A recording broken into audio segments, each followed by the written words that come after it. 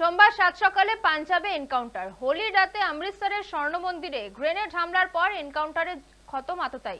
সোমবার সকালে পাঞ্জাবের রাজশাসী এলাকায় পাঞ্জাব পুলিশের সঙ্গে গুলিযুদ্ধের পর গুরসিরক সিং নামে ওই দুষ্কৃতীর মৃত্যু হয়েছে।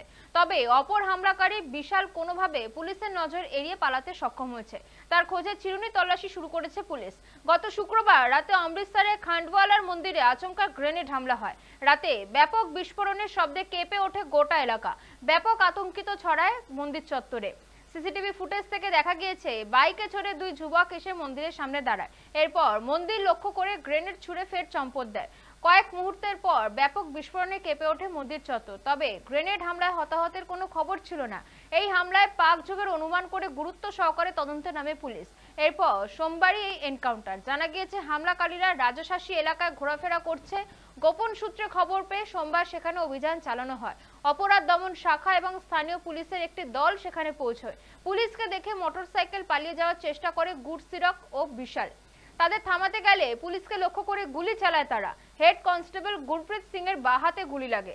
ইন্সপেক্টর অমলোক সিংও আহত হন। আরেক রাউন্ড গুলি লাগে পুলিশের গাড়িতেও।